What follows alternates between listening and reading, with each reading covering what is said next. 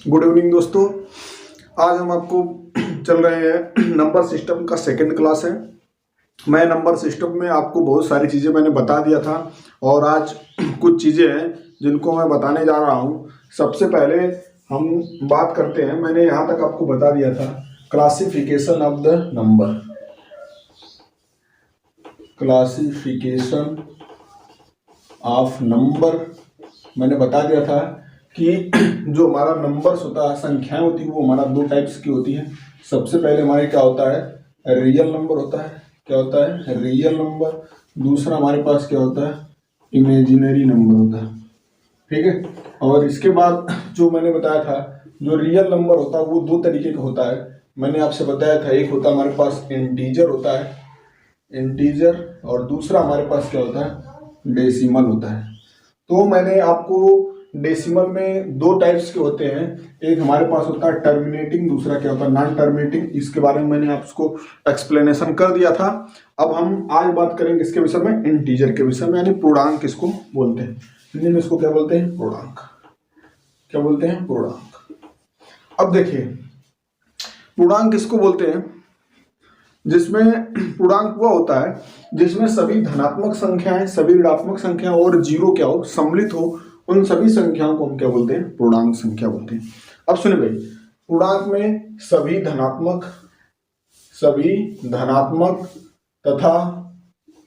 तथा सभी ऋणात्मक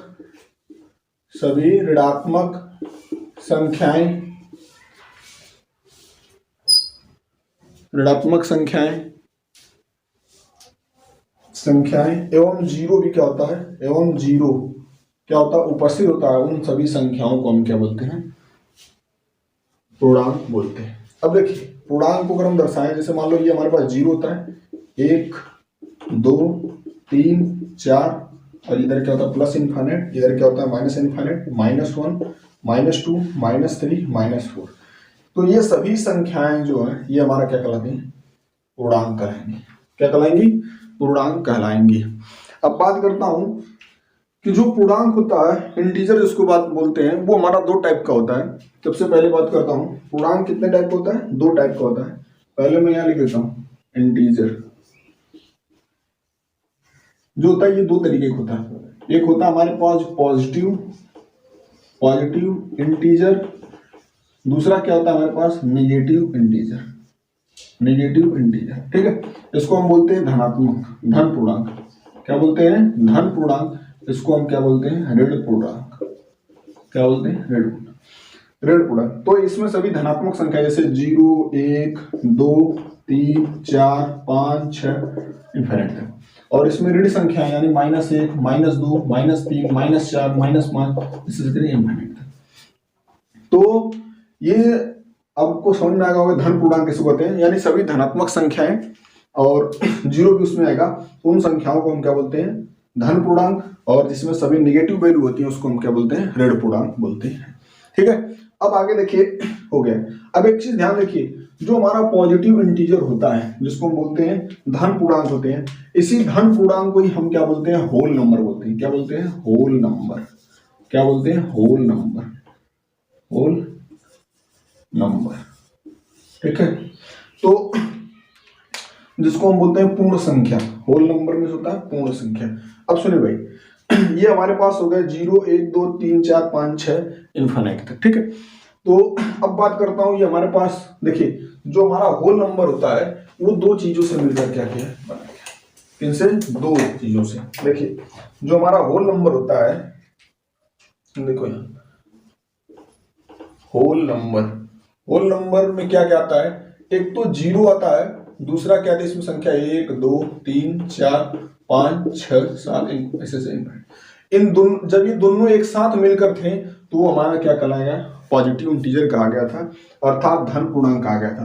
तो और इन्हीं सबको मिलाकर क्या बनाया था, होल नंबर बनाया था। क्या बना था, होल नंबर। अब बात करता हूं कि देखो, ये जीरो तो हमारा क्या हो जाएगा, धन पूर्णांक है, लेकिन जो 1 2 3 4 5 6 इनफिनिट तक है, इसी को हम बोलते हैं प्राकृतिक संख्या भी बोलते हैं। इसी को हम क्या बोलते हैं, प्राकृतिक संख्या भी बोलते हैं। क्या बोलते हैं, प्राकृतिक संख्या, जिसको बोलते हैं नेचुरल नंबर। क्या बोलते हैं, नेचुरल नंबर। ये हमारा क्या होता है, नेचुरल नंबर। अब मैं क्लासिफिकेशन करूंगा कि नेचुरल नंबर कितने टाइप्स के होते हैं, उन चीजों को मैं बताऊंगा, ठीक है। तो देखिए आगे क्या होता है, मैं क्लासिफिकेशन ऑफ नेचुरल नंबर का करता हूं, ठीक है। देखिए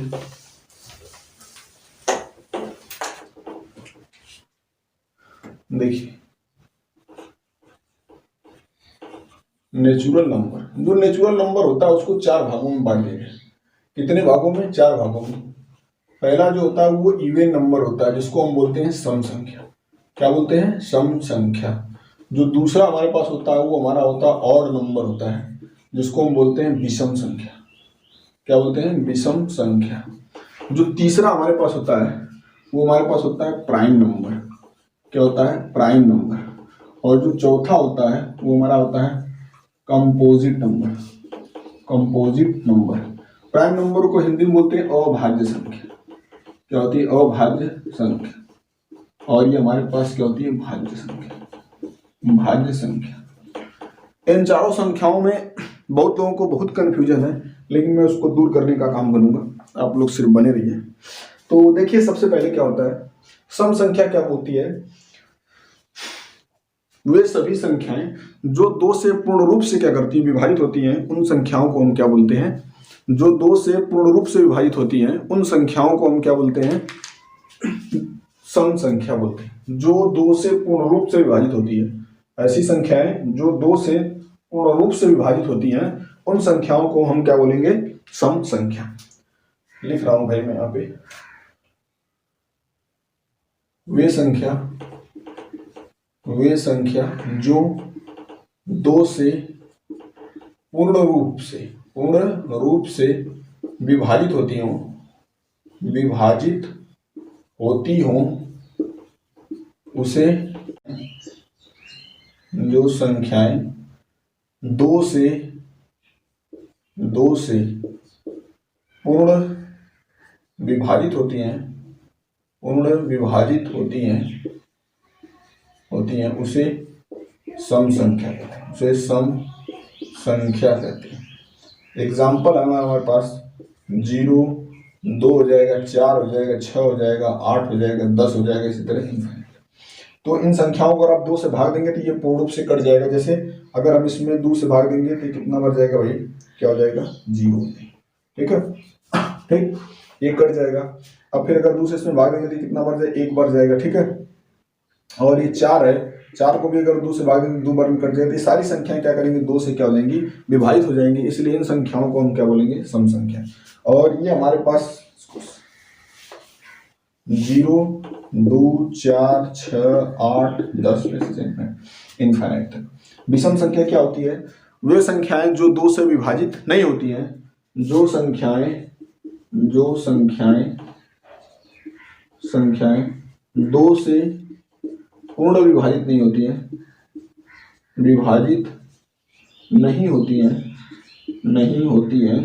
उसे हम क्या बोलते हैं, विषम संख्याएं बोलते हैं।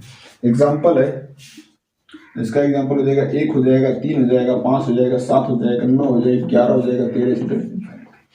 तो जो संख्याएं 2 से कट जाती हैं वो हमारा क्या होगी, सम संख्या। जो संख्याएं 2 से नहीं कटती हैं उसको हम क्या बोलते हैं भैया, विषम संख्या बोलते हैं। अब बात करता हूँ प्राइम नंबर। प्राइम नंबर आप उसको बोलेंगे जिनके केवल 2 फैक्टर होते हैं, मतलब वे सभी संख्याएं जिनके केवल 2 फैक्टर होते हैं। फैक्टर का मतलब होता है गुणनखंड, मतलब वे सभी संख्याएं जिनके केवल 2 गुणनखंड होते हैं। मतलब वे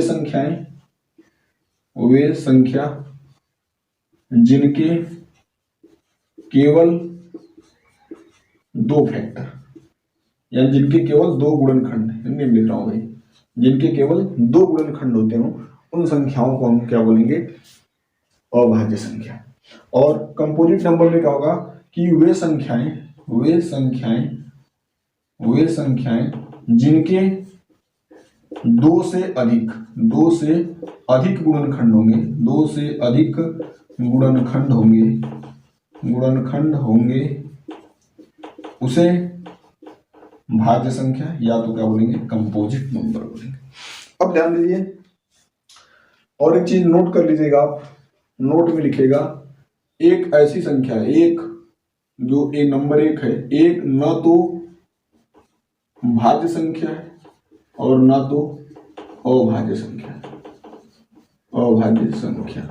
ध्यान दीजिएगा, एक न तो भाज्य संख्या है और न ही क्या है, अभाज्य संख्या है। अब बात करते हैं, मैंने बात किया यहाँ पे कि वे संख्याएं जिनके केवल 2 गुणनखंड होते हैं, तो उन संख्याओं को हम क्या बोलते हैं, अभाज्य संख्या। तो भाई जब एक हमारे पास न तो भाज्य संख्या है न तो अभाज्य संख्या, इन दोनों में से कोई नहीं होता है, तो हम गिनती कहाँ शुरू कर रहा हूँ, 2 से। तो मैं 2 लिख रहा हूँ, तो 2 के अगर फैक्टर करोगे तो 2 1 से कट सकता है और स्वयं 2 से कट सकता है। तो ये तो हमारा ये हो गया अभाज्य संख्या। दूसरा 3 है, अगला नंबर 3 है, ये भी 1 से कटेगा और किसी कटेगा 3 से कटेगा।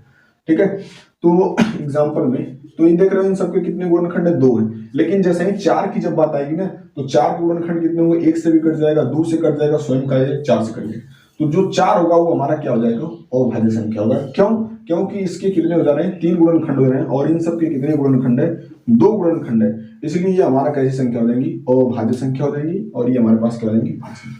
तो जिनके केवल 2 गुणनखंड होंगे वो हमारा क्या होगा, अभाज्य संख्या होगी, और जिनके 2 से अधिक गुणनखंड आ रहे हैं वो हमारे क्या हो जाएंगी, भाज्य संख्या। जिनके 2 गुणनखंड होंगे वो अभाज्य, जिनके 2 से अधिक गुणनखंड वो हमारे पास क्या हो जाएंगे, भाज्य संख्या। अब ध्यान दीजिए, नोट पॉइंट करके लिखिएगा। नोट में आप लिखोगे कि सबसे छोटी या स्मॉलेस्ट प्राइम नंबर हमारे पास क्या हो जाएगा, 2 हो जाएगा। अगर कोई आपसे पूछे कि सबसे छोटी अभाज्य संख्या, तो सबसे छोटी अभाज्य संख्या क्या होगी, 2। अगर कोई आपसे पूछे कि सबसे छोटा भाज्य संख्या क्या हो जाएगी, तो बताएंगे आप क्या बताएंगे, 4। यानी कि स्मॉलेस्ट कंपोजिट नंबर हमारे पास क्या हो जाएगा, 4 हो जाएगा। उसी तरह आप चेक कर सकते हैं किसी भी संख्याओं को कि कौन क्या है, कंपोजिट है, कौन क्या है, प्राइम नंबर है। जैसे मान लो कुछ एग्जांपल है, जैसे यहाँ पर मैं ले रहा हूँ, जैसे यहाँ पर देखो, अगला जैसे 4 के बाद 5 है, 6 है, 7 है, 8 है। तो ध्यान देंगे तो 5 जो कटेगा वो स्वयं 1 से कट जाएगा और किससे कटेगा, 5 से। तो ये भी हमारा कैसा नंबर हो जाएगा, ये भी हमारा प्राइम नंबर हो जाएगा।